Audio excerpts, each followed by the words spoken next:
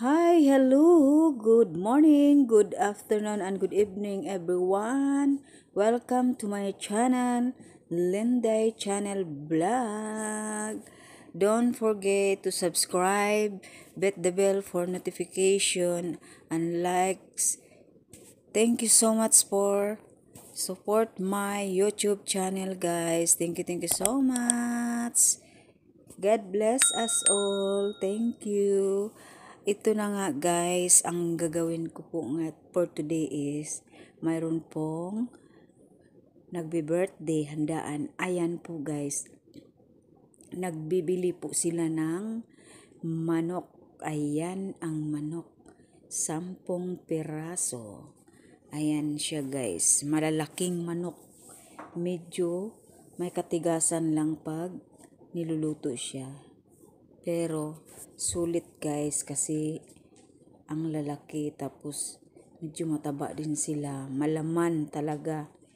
Tapos mayroon pang mga itlog-itlog yung ayan. Ayan na po sila guys. Gabi yan. Tapos bukas na po sila kakatayin. Kaya ayan, dyan muna sila pakawalan. Hindi na po sila makalipad kasi medyo tumanda na po sila. Kaya, ayan, wala na po silang pakpak. Ganun pala. Yun guys, so sobrang malalaki sila. Ayan. Balit 10 pieces yan sila. Ayan guys. Maraming karne po dyan pag na po sila, nalinisan na, nakatay na po yan. Ayan guys, patuloy lang po kayo manood sa aking YouTube channel para makikita niyo po na kung ano-ano ang aking videos. Thank you so much everyone.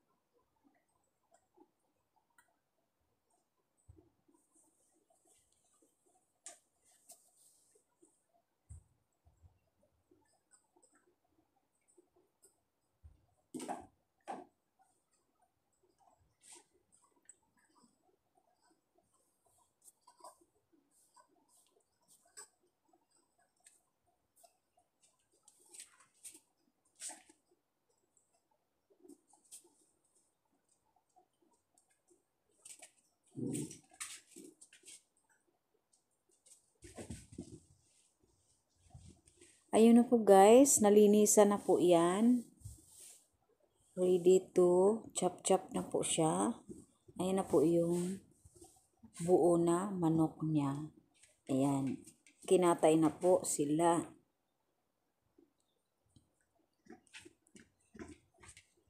Nakatanggal na po ang kanilang mga balahibo.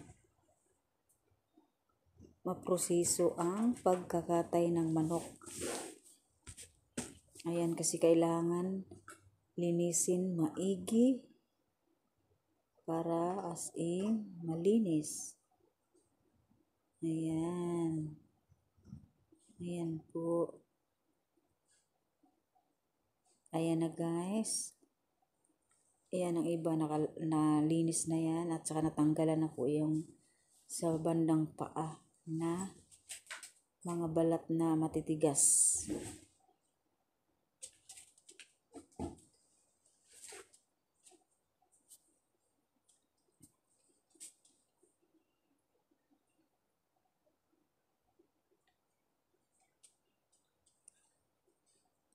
Ayan naman po guys ang natanggal sa loob ng tiyan ng manok. Mayroon po siyang buo na itlog. Ayan. Ayan. Mayroon siyang buo na itlog. Ayun guys, oh. Oh, dami siyang itlog.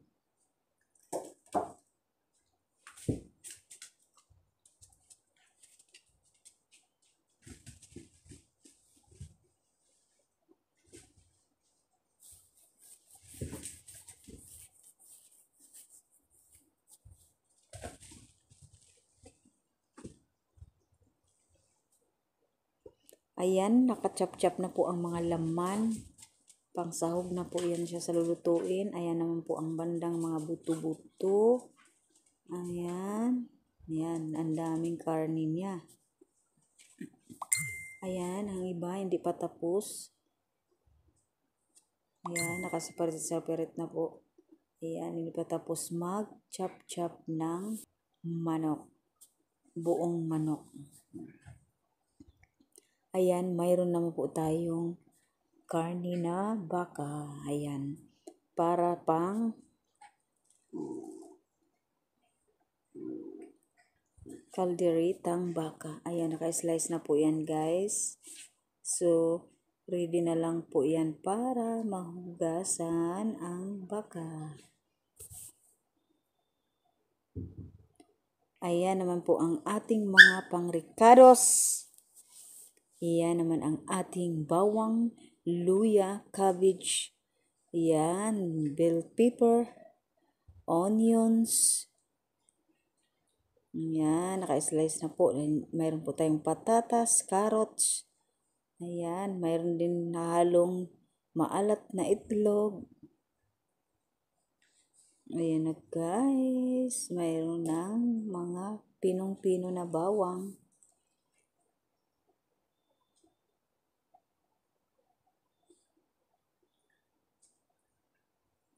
Tapos, ayan, nakababad na po siya sa ready to made na po siya. Tapos, kulang niyan, iluluto na lang po. Yan po ang mga may buto-buto ng chicken. Ayan, lagyan na po ng butter. Mayroon naman po tayong ginawang puto. At saka iyan na may kumukulo na po. Kumukulo na po ang ating, yan, sabaw yan. So, ito naman po ang fried chicken para sa sisig.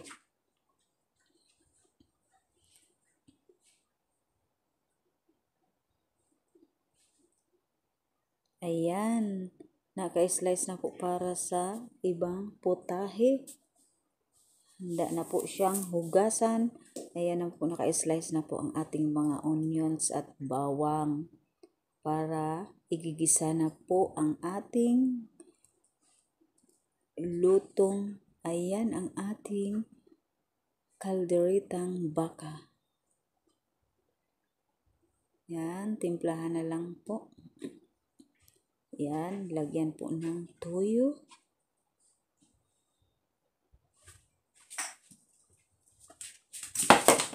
Proceed muna tayo doon sa ginataang adubong manok. Ayan guys.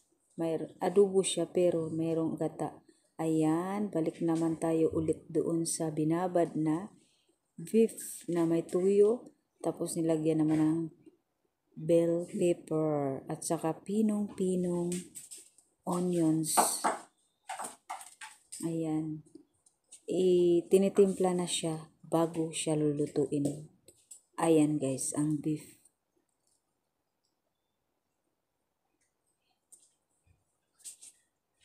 Ayan, pigaan po siya ng lemon.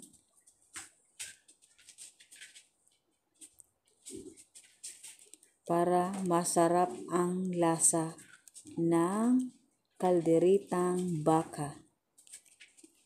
Yan po ang tinatawag na kalderitang baka. Ayan, i-mix na po siya guys para mag-observe ang lasa. Ayan. Ayan na po guys.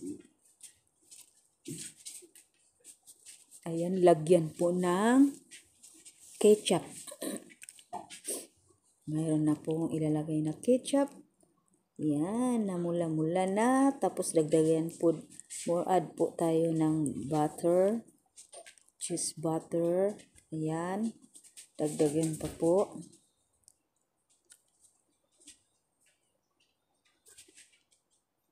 Ayan. O, diba? Ayan, balik tayo sa adobo. Pinakuluan mo na siya ng konti. Tapos, lagyan ng luya para mawala. Tapos, ayan. Yan naman ang ating pininyahang manok. Ayan. Nakatimpla na din po siya. Ay, balik tayo sa ating kalderitang baka. Ayan, mayroon po siyang sinangag na bawang. Ayan guys, ang bawang sinasangag siya. Ayan, balik tayo sa pininyahang manok. Nakatimpla na po siya. Lagyan din siya ng nakasangag na bawang para pala malasa. Kaya ayan, ganun ang magandang luto para malasang-lasa ang pagkain. Kaya yan ang proseso. Balik tayo sa puto. Ayan. Nag-mix-mix na po ang puto. Tapos mayroon na pong nakasalang. Ayan na tayo guys. O yan. Nakasalang na po ang puto. Ayan na guys. Oh, ang sarap. Sa Bisaya pa nagliki-liki. Ito naman po ang ating mga laman na para pang sisig. Prepared na po guys. Ayan. Nag-slice na po. Tapos, ayan. Yan mga laman. Yan po pang ano sa sisig. Pangalo. Ayan, nakatimpla ulit ang adobong manok na may gata. Tapos, i-mix-mix muna siya. Ayan. Ayan naman ang puto. Pinapatungan na po ng cheese. O diba? Ang sarap. Nakabika siya. Oh. Ayan na guys. Malapit na pong maluto ang ating mga ricado. Mayroon pa po itong kadugtong. Bali part 1 pa po ito. Dahil medyo may kahabaan. Kaya kailangan mayroong part 1 at saka mayroong part 2. Bali ito part 1. Tapos may next pa part 2. Ayan na ang cheese na tunaw. Dahil sa sobrang sarap ng puto. Minadalian lang po ang pagluto namin ng puto. Ayan, balik tayo ulit sa adobong manok na may gata.